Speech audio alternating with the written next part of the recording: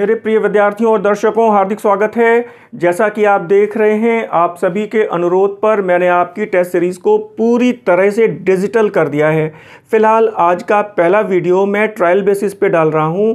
आप इसे ध्यान से देखिए और मुझे बताइएगा कि इस क्लास में और क्या सुधार संभव है। मेरा पूरा प्रयास है कि आपको आने वाले दिनों में बेहतर से बेहतरीन क्लास मिले और आगामी टीजीटी और पीजीटी की परीक्षाओं में आप अपना सिलेक्शन सुनिश्चित कर सकें। फिलहाल तो आज की टेस्ट सीरीज़ का पहला प्रश्न पत्र आपकी स्क्रीन पर सामने आपको दिख रहा है कि महमूद गजनवी के आक्रमण के समय हिंदू शाही राजवंश की राजधानी कहाँ थी।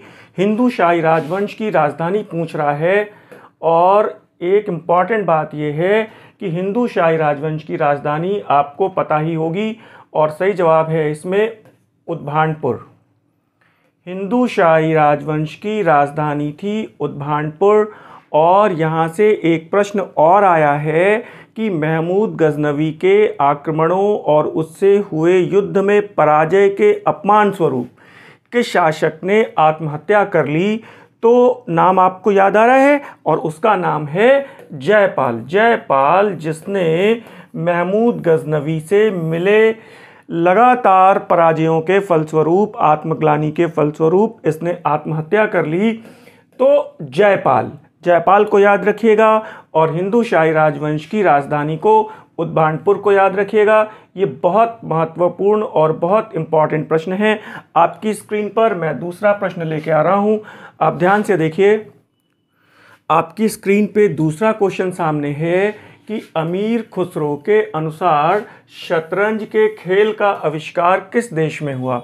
शतरंज के खेल का आविष्कार किस देश में हुआ। तो सही जवाब आपके सामने क्लिक है, हिंदुस्तान में हुआ। ये सामान्य प्रश्न है, अक्सर करके पूछा गया है, लेकिन आपको यहाँ पर दो प्रश्न मैं और बता दूँ कि भारत में शतरंज के बोर्ड और शतरंज की गोटियों के पुरातात्विक साक्ष्य पहली बार कहाँ से मिलते हैं। इट मीन्स शतरंज की गोटियाँ और शतरंज के बोर्ड के साक्ष्य कहाँ से मिले हैं। तो आपको ध्यान देना चाहिए, शतरंज के बोर्ड और गोटियों के साक्ष्य हड़प्पा सभ्यता में लोथल से प्राप्त हुए हैं।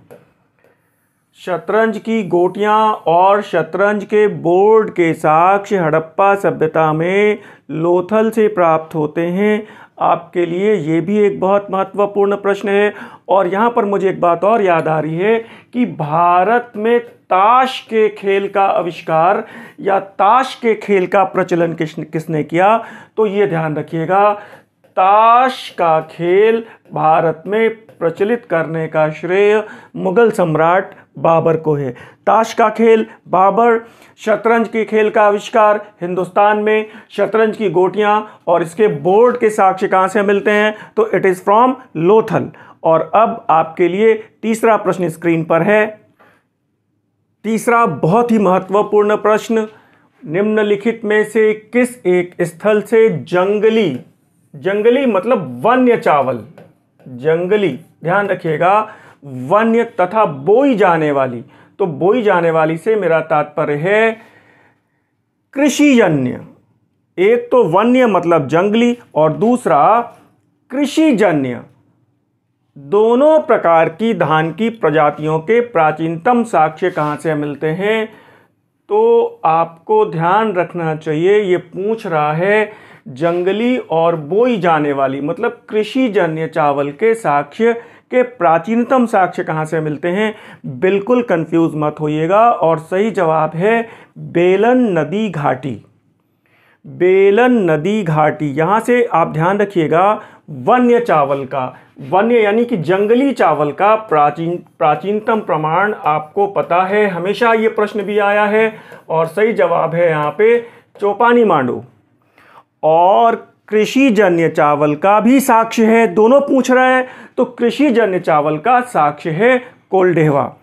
लेकिन अगर ये प्रश्न सिंगल वे में ऐसे पूछा जाता कि ये बताइए चावल की खेती के प्राचीनतम प्रमाण कहाँ से मिले हैं, चावल की खेती के प्राचीनतम प्रमाण कहाँ से मिले हैं, तब जवाब हो जाता आपके पास लहुरा देवा। ध्यान रखिएगा, अगर ये कहता है कि चावल की खेती का या चावल की कृषि का प्राचीनतम प्रमाण कहाँ से है, तो वो लहुरा देवा है। ये ध्यान रखिएगा, वो कृषि जन्य और वन्य दोनों चावल की खेती के साक्ष्य पूछ रहा है। तो ये दोनों प्रमाण आपके पास बेलन नदी घाटी से हैं। और केवल वन्य चावल का मैंने आपको बताया चौपानी मांडो। और जब तक लहुरा देवा से हमें चावल के साक्ष्य नहीं मिले थे, तब तक भारतीय इतिहास में चावल के कृषि का प्राचीनतम प्रमाण कोल्ढेवा हुआ करता था। लेकिन तब की जब आज लहुरा देवा हमारे पास है, तो हमेशा याद रखिएगा, भारत में कृषि का प्राचीनतम प्रमाण, चावल की खेती का प्राचीनतम प्रमाण लहुरा देवा से 8500 ईसा पूर्व के आसपास मिलता है। और अब आइए हम लोग डिस्कस करते हैं आपकी आज की टेस्ट सीरीज का चौथा प्रश्न। आज की टेस्ट सीरीज का चौथा प्रश्न आपकी स्क्रीन पर है, युद्ध के लिए। वो कह रहा है, युद्ध के लिए ऋग्वेद में किस शब्द का प्रयोग हुआ है? युद्ध के लिए ऋग्वेद में किस शब्द का प्रयोग हुआ है? तो सही जवाब है यहाँ पर गविष्टि। गविष्टि। बेसिकली ऋग्वैदिक काल में जो युद्ध लड़े गए वो गायों के लिए लड़े गए, और गायों के लिए लड़े जाने वाले युद्धों को गविष्टि। एक शब्द और आया है गभ्य, एक शब्द और आया है गोशु। ये गविष्टि, गभ्य और गोशु, ये तीन शब्द ऐसे हैं जो ऋग्वैदिक काल में गायों के लिए लड़े जाने वाले युद्धों के लिए प्रयुक्त हुए हैं। आपको यहाँ पर एक बात मैं और बताना चाहता हूँ, ये बलि शब्द आया है, तो ये बलि शब्द ऋग्वैदिक काल में राजा को दिए जाने वाले स्वैच्छिक उपहार थे। ये ध्यान रखिएगा, बलि शब्द वो कह रहा है। ये बताइए, बलि शब्द ऋग्वैदिक काल में क्या था? तो ये ऋग्वैदिक काल में ये स्वैच्छिक उपहार है। लेकिन अगर यही प्रश्न हो जाए कि बलि उत्तर वैदिक काल में क्या है, बलि उत्तर वैदिक काल में अनिवार्य हो गई, और ये राजा को दिया जाने वाला अनिवार्य कर था। उत्तर वैदिक काल में बलि राजा को दिया जाने वाला अनिवार्य कर था, और ये कुल उत्पादन का 1/16 भाग होता था। ये ध्यान रखिएगा, ये मैं उत्तर वैदिक काल की बात बता रहा हूँ। ऋग्वैदिक काल में बलि राजा को दिए जाने वाले स्वैच्छिक उपहार थे। इसका मतलब ये है कि ऋग्वैदिक काल में हमारे पास किसी प्रकार की कराधान व्यवस्था के साक्ष्य नहीं मिलते, किसी प्रकार की अनिवार्य कराधान व्यवस्था के साक्ष्य हमें नहीं मिलते। फिलहाल हम लोग देखते हैं अगला पांचवा प्रश्न। पांचवा प्रश्न क्या कह रहा है? पांचवा प्रश्न ये कह रहा है कि ऋग्वेद में कौन से वैदिक देवता का निवास स्थान सहस्त्र स्तंभों वाले यानी 1000 भवनों के जो स्तंभ हैं उनमें बताया गया है? तो ये ऑप्शन है इंद्र, मित्र और वरुण। ऐसा देवता जिसका निवास स्थान 1000 स्तंभों वाले भवन, 1000 स्तंभों वाले भवन हो, उसमें निवास करते हैं, तो ये देवता का ग्रुप है मित्र और वरुण। आप ध्यान रखिएगा, वरुण का निवास स्थान 1000 स्तंभों वाले भवनों में है, और उसके साथ मित्र का निवास स्थान भी सहस्त्र स्तंभों वाले भवनों में बताया गया है। यहाँ पर मुझे एक प्रश्न और याद आ रहा है कि ऐसा ऋग्वैदिक काल का ऐसा देवता जिसे 100 शक्तियों का स्वामी कहा गया है, ऋग्वैदिक काल का एक ऐसा देवता जिसे शतक्रतु कहा गया है, 100 शक्तियों का स्वामी, तो ये ध्यान रखिएगा वो देवता है इंद्र। 100 शक्तियों का स्वामी वो देवता है इंद्र। 1000 स्तंभों वाले भवनों में निवास 2 देवताओं का, मित्र और वरुण। मुझे लगता है ये बातें आपको क्लियर हो रही होंगी। आगे चलते हैं, छठवां प्रश्न। आगे स्क्रीन पर क्वेश्चन नंबर 6 दिखाई पड़ रहा है, बहुत इंपॉर्टेंट प्रश्न है। देवानंदा जैन धर्म में किस रूप में प्रसिद्ध हैं? देवानंदा बेसिकली कौन हैं, ये प्रश्न है। महावीर की माता हैं, महावीर की पत्नी हैं, महावीर की भगिनी हैं, या फिर महावीर की मौसी हैं? ये प्रश्न ऐसा ही आया है, और सही जवाब है महावीर की माँ हैं। देवानंदा महावीर स्वामी की माँ हैं। तब आप ये कहेंगे सर देवानंदा का नाम तो कहीं नहीं लिखा मिलता। तो सबसे बड़ी बात यह है, महावीर स्वामी अपनी माँ त्रिशला के गर्भ में आने के पहले, महावीर स्वामी की माँ का नाम तो आपको पता है, इनकी माँ का नाम है त्रिशला, या फिर इन्हीं को कहा गया है विदेह दत्ता, या फिर इन्हीं को कहा गया है प्रियकरणी। महावीर स्वामी की माँ के कई नाम मिलते हैं, प्रियकरणी। अब बात ये हो रही है कि ये बताइए सर कि देवानंदा जैन धर्म में किस रूप में, और मैं आपको बता रहा हूं माँ के रूप में। बेसिकली महावीर स्वामी माँ त्रिशला के गर्भ में आने के पहले एक ब्राह्मण माँ देवानंदा के गर्भ में आए थे। लेकिन चूंकि अब तक सारे के सारे तीर्थंकर यानी 23 तीर्थंकरों का जन्म क्षत्रिय राजवंश में हुआ था, तो ऐसा माना जाता है, ऐसी अनुश्रुति है कि इंद्र ने महावीर स्वामी को माँ देवानंदा के गर्भ से माँ त्रिशला के गर्भ में ट्रांसफर कर दिया। तो इस प्रकार देवानंदा महावीर स्वामी की माँ हुई। बहुत इंपॉर्टेंट प्रश्न है, इसे याद रखिएगा। अगला क्वेश्चन नंबर 7। आगे क्वेश्चन नंबर 7 आप देख पा रहे हैं, उस राजवंश का नाम बताइए जिसने हत्या करके सत्ता अपनाई। जिसने हत्या करके सत्ता अपनाई और जिसका अंत भी हत्या के द्वारा हुआ। तो जवाब मुझे बताने की जरूरत नहीं है, और ये है शुंग वंश। ये है शुंग वंश, एक ऐसा वंश जिसने सत्ता प्राप्त करने के लिए हत्या की। पुष्यमित्र शुंग ने अंतिम मौर्य सम्राट वृहद्रथ की हत्या कर दी थी, ये आपको पता है। पुष्यमित्र शुंग ने अंतिम मौर्य सम्राट वृहद्रथ की हत्या कर दी थी। और आइए देखते हैं आपका 7वां प्रश्न क्या कह रहा है। 7वां प्रश्न ये कह रहा है, उस राजवंश का नाम बताइए जिसने हत्या करके सत्ता प्राप्त की और जिसका अंत भी हत्या के द्वारा हुआ। एक ऐसा वंश जिसने हत्या करके सत्ता प्राप्त की और जिसका अंत भी अंतिम शासक की हत्या के द्वारा हुआ। तो इतिहास में, प्राचीन इतिहास में ये 2 राजवंश हैं। पहला राजवंश है शुंग वंश, जिसने हत्या करके सत्ता प्राप्त की और जिसका अंत भी हत्या के द्वारा हुआ। और दूसरा राजवंश है कण्व राजवंश। दूसरा राजवंश है कौन सा? कण्व राजवंश। ये 2 राजवंश ऐसे हैं जिन्होंने हत्या करके सत्ता प्राप्त की और जिनका अंत भी हत्या के द्वारा हुआ। आप जैसा कि देख पाएंगे, शुंग शासक पुष्यमित्र शुंग ने अंतिम मौर्य सम्राट वृहद्रथ की हत्या कर दी थी। पुष्यमित्र शुंग ने वृहद्रथ की हत्या करके सत्ता प्राप्त की और फिर अंतिम शुंग शासक देवभूति की हत्या वसुदेव ने कर दी। वसुदेव ने अंतिम शुंग शासक देवभूति की हत्या कर दी और फिर इसने कण्व वंश की स्थापना की। और कण्व वंश का अंतिम शासक था सुशर्मा, जैसा कि आप देख पा रहे हैं। और सुशर्मा की हत्या सिमुक ने करके सातवाहन राजवंश की स्थापना की। इस प्रकार प्राचीन भारतीय इतिहास में 2 राजवंश ऐसे हैं जिन्होंने हत्या करके सत्ता प्राप्त की और जिनका अंत भी हत्या के द्वारा हुआ।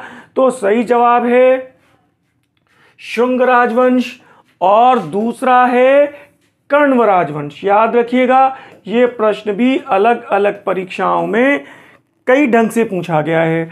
और अब अगला आपका 8वां क्वेश्चन क्या कह रहा है।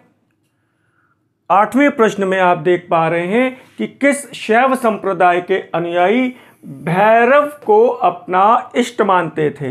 तो कापालिक संप्रदाय के अनुयायी ये शैवों का तांत्रिक संप्रदाय है, वाम मार्गी संप्रदाय है दो, एक कापालिक और दूसरा कालामुख। ये शैव संप्रदाय के दो तांत्रिक या वाम मार्गी संप्रदाय माने जाते हैं। तो जिसमें भैरव को इष्ट मानने वाले कापालिक थे। ध्यान रखिएगा, पाशुपत संप्रदाय के संस्थापक थे लकुलिश। पाशुपत संप्रदाय के संस्थापक थे लकुलिश, जिन्हें शिव का 28वां और अंतिम अवतार माना जाता है। और लकुलिश के अनुयायी कहलाते थे पंचार्थिक। लकुलिश के अनुयायी क्या कहलाते थे? पंचार्थिक। इष्ट मानते थे भैरव को, वो कापालिक। ये बात क्लियर हो गई। अगला 9वां प्रश्न आप देखिए, वो कह रहे हैं कि राज्याभिषेक के उपरांत अकबर का पहला संघर्ष किसके साथ हुआ था? अकबर का पहला संघर्ष किसके साथ हुआ? कश्मीर के शासक के साथ? बिल्कुल नहीं। राणा प्रताप के साथ? बिल्कुल नहीं, वो तो हल्दी घाटी का युद्ध है।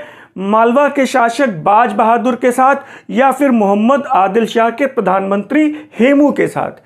आपको ध्यान रखना चाहिए, अकबर का राज्याभिषेक कलनौर में हुआ और इस समय इधर दिल्ली और आगरा पे हेमू ने कब्जा कर रखा था। आदिल शाह का प्रधानमंत्री हेमू आपसे पूछ रहा है राज्याभिषेक के उपरांत अकबर का प्रथम संघर्ष। तो आपको यह बेहतर पता है, मोहम्मद आदिल शाह के प्रधानमंत्री हेमू के साथ अकबर का पहला संघर्ष हुआ 5 नवंबर 1556। 5 नवंबर 1556 और पानीपत का द्वितीय युद्ध। लेकिन अगर यह कहता कि अकबर की पहली विजय शासन ग्रहण करने के बाद अकबर की पहली राजनीतिक विजय, तो उसकी विजय की शुरुआत होती है मालवा के बाज बहादुर के साथ और यह समय है 1561। तो अकबर की पहली विजय मालवा के शासक बाज बहादुर की, वो 1561 में है। पहला संघर्ष राज्याभिषेक के बाद वो हेमू के साथ है और पानीपत का ये दूसरा युद्ध है। और आपको यहां पर यह भी बता दूं कि अकबर की अंतिम विजय, असीरगढ़ की विजय 1601। अकबर की अंतिम विजय कौन सी कहलाती है? वो कहलाती है असीरगढ़ की विजय। ध्यान रखिएगा, ये सारे प्रश्न बहुत इंपॉर्टेंट हैं, परीक्षा की दृष्टि से थोड़ा कंफ्यूजन भी हो सकता है। तो फिलहाल आगे 10वां प्रश्न आप देख पा रहे हैं, मैच दी फॉलोइंग का प्रश्न है। और अक्सर करके छात्रों में एक गलती होती है, मैच दी फॉलोइंग के प्रश्नों में वो एरो बनाते हैं। अलबरूनी की पुस्तक कौन सी है? तो आपको पता है कि अलबरूनी की पुस्तक है तहकीक ए हिंद या तहकीक उल हिंद। तो अब छात्र क्या करेगा, वो यहां से लाएंगे और ऐसे एरो बनाएंगे। तो मैं आपको बताता हूं, ये एरो बनाने की प्रक्रिया को बंद करिए। आप ध्यान से देखिए, ए के सामने कौन सा विकल्प मैच हो रहा है? तीसरा विकल्प मैच हो रहा है। तो आप यहां पे तीसरा नंबर डालिए। मिनाजुद्दीन सिराज की पुस्तक कौन सी है? तबकात-ए नासिरी। तो यहां पर आप मिनाजुद्दीन के पास चौथा नंबर डाल दीजिए। फिरदौसी की पुस्तक कौन सी है? शाहनामा। तो यहां पर आप पहला नंबर डाल दीजिए। और अमीर खुसरो की कौन सी बच रही है? तो नूर सिपहर। तो आप यहां पे दूसरा नंबर डाल दीजिए। और अब आपको क्लियर हो जाएगा, कभी भी एरो से मत मिलाइए, एरो से मिलाने में हमेशा गलती होती है। अब आप देख सकते हैं 3 4 1 2। तो अब आप विकल्प देख लीजिए कि किस विकल्प में हम लोग सही लगा सकते हैं। 3 4 1 2। तो 3 4 1 2 का विकल्प ये आपको दिखाई पड़ रहा है, सी वाला विकल्प आपको दिखाई पड़ रहा है। तो सही जवाब हुआ यहां पे सी। हमेशा आपको ध्यान रखना है, मैच दी फॉलोइंग के प्रश्नों में आप नंबरिंग करेंगे और नंबरिंग करने के बाद ही ऑप्शन को पिकअप करेंगे। ठीक है, आइए देखते हैं हम लोग अगला प्रश्न। और अब आपकी स्क्रीन पे अगला 11वां प्रश्न है। वो कह रहा है कि किस सिख गुरु ने गुरुमुखी लिपि का आविष्कार किया? गुरुमुखी लिपि के आरंभ करने वाले या गुरुमुखी लिपि के जनक कौन थे या गुरुमुखी लिपि का आविष्कार किसने किया? तो आपको बताने की ज़रूरत नहीं है, सही जवाब है दूसरे सिख गुरु अंगद। दूसरे सिख गुरु अंगद को गुरुमुखी लिपि का जनक माना जाता है, इस बात को ध्यान रखिएगा। अक्सर करके सिख आंदोलन से एक प्रश्न जरूर आता है। यहाँ पर गुरु अर्जुन का नाम दिया हुआ है। ये 5वें सिख गुरु थे जिनका वध जहांगीर ने करवा दिया था, कुछ राजनीतिक कारणों के चलते, क्योंकि उन्होंने अनजाने में जहांगीर के विद्रोही पुत्र खुसरो को अपने आश्रम में 1-2 दिन रुकने के लिए शरण दे दी थी। ठीक उसी तरह 9वें सिख गुरु तेग बहादुर हैं। आपको ये भी ध्यान रखना चाहिए कि गुरु तेग बहादुर का वध औरंगजेब ने धार्मिक कारणों के चलते करवा दिया था। ध्यान रखिएगा, गुरु अर्जुन देव की हत्या राजनीतिक कारणों से प्रेरित थी, जबकि गुरु तेग बहादुर की हत्या धार्मिक कारणों से अनुप्रेरित थी। और गुरुमुखी लिपि के जनक गुरु अंगद, दूसरे सिख गुरु अंगद। और अब आगे देखिए, आपका 12वां प्रश्न क्या कह रहा है। आपका 12वां प्रश्न पूछ रहा है कि 57 के विद्रोह से संबंधित नहीं था। 1857 के विद्रोह से संबंधित नहीं था। वो कौन से क्रांतिकारी थे जो 1857 के विद्रोह से संबंधित नहीं थे? ध्यान रखिएगा, अशफाक उल्लाह खान तो पहला ही ऑप्शन आपको दिखाई पड़ रहा है। अशफाक उल्लाह खान 1857 के विद्रोह से संबंधित नहीं थे। ये बेसिकली इनका नाम आता है काकोरी केस में, और भारतीय इतिहास में प्रथम रिकॉर्डेड मुस्लिम जिन्होंने भारतीय स्वतंत्रता आंदोलन में पहली बार फांसी के तख्ते को चूमा। पहले मुस्लिम भारतीय राष्ट्रीय आंदोलन में, भारतीय स्वतंत्रता आंदोलन में फांसी की सज़ा को पाने वाले, देश के लिए शहादत देने वाले पहले मुस्लिम फांसी की सज़ा प्राप्त करके, उनका नाम है अशफाक उल्लाह खान। अच्छा, आगे के ऑप्शन भी थोड़ा पढ़ लीजिए। कुंवर सिंह आपको पता है 57 के विद्रोह में थे ही। कुंवर सिंह 57 के विद्रोह में थे ही। कहाँ थे बताइए? बिहार में, आरा में। और मौलवी अहमदुल्लाह का नाम आपको पता है, ये फैजाबाद में थे। अगला ऑप्शन भी पढ़ लीजिए, मोहम्मदी खातून। ये कौन है भाई? क्या ये 1857 के विद्रोह में थी मोहम्मदी खातून? तो आप परेशान मत होइए, ये बेसिकली बेगम हजरत महल हैं। ये बेसिकली बेगम हजरत महल हैं। इनका मूल नाम था मोहम्मदी खातून, और इन्होंने अवध में, लखनऊ में अपने अल्पवयस्क पुत्र बिरजिस कद्र को लखनऊ का नवाब घोषित करके स्वतंत्रता संग्राम में अपना योगदान दिया। और बेगम हजरत महल को ही एक उपाधि दी गई है, महक परी। ध्यान रखिएगा, महक परी की उपाधि किसकी है?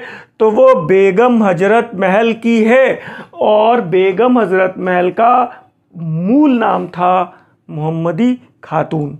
बात क्लियर हो गई? और आइए देखते हैं क्वेश्चन नंबर 13 क्या कह रहा है। कौन से काकोरी कांड से संबंधित क्रांतिकारी नहीं है?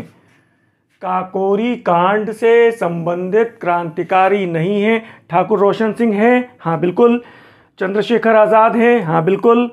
अशफाक उल्लाह खान है, हाँ बिल्कुल हैं। मास्टर सूर्यसेन ये नहीं है। मास्टर सूर्यसेन का संबंध चटगांव शस्त्रागार की लूट से है। सूर्यसेन का संबंध चटगांव शस्त्रागार की लूट से है। आपको मैं यहाँ पर एक बात ये भी बता दूं कि काकोरी केस में हमारे 4 क्रांतिकारियों को फांसी हुई थी। आप इसको एक फॉर्मूले से याद रख सकते हैं, RRA। ठाकुर रोशन सिंह, राम प्रसाद बिस्मिल, राजेंद्र लाहिड़ी और अशफाक उल्लाह खान। 3 नाम तो आपको यहाँ पे दिख रहे हैं। ठाकुर रोशन सिंह का नाम दिख रहा है, चंद्रशेखर आज़ाद का नाम दिख रहा है, अशफाक उल्लाह खान का नाम दिख रहा है। ये कह रहे हैं काकोरी केस से संबंधित नहीं था, तो इट इज सूर्यसेन।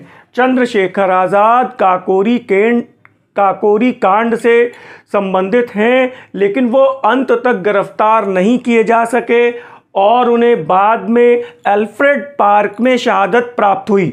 मैं आपको बता दूं, 4 लोगों को काकोरी केस में फांसी हुई थी। मैंने उनके नाम आपको बताए हैं, रोशन सिंह, राम प्रसाद बिस्मिल, राजेंद्र लाहिड़ी और अशफाक उल्लाह खान। तो ये 4 क्रांतिकारी हमारे जो काकोरी केस में फांसी की सजा को प्राप्त हुए। एक बात मैं और बता दूं, यहां पर मुझे याद आ रही है, राम प्रसाद बिस्मिल, गोरखपुर जेल में इनको फांसी हुई थी। ठाकुर रोशन सिंह को इलाहाबाद जेल में फांसी हुई थी। राजेंद्र लाहिड़ी को गोंडा जेल में फांसी हुई थी और अशफाक उल्लाह खान को फैजाबाद जेल में फांसी हुई थी। आप ये भी याद रखिएगा, ठाकुर रोशन सिंह, आप ये भी याद रखिएगा, ठाकुर रोशन सिंह इलाहाबाद जेल में फांसी हुई, ये गिरफ्तार नहीं हुए।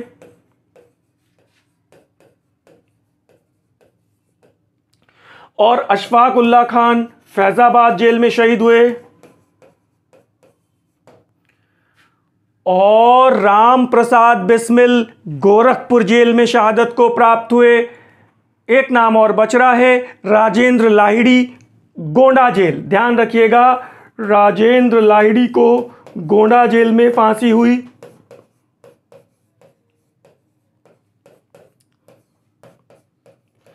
तो ये आपका एक ही प्रश्न से कई सारे प्रश्न मिल गए।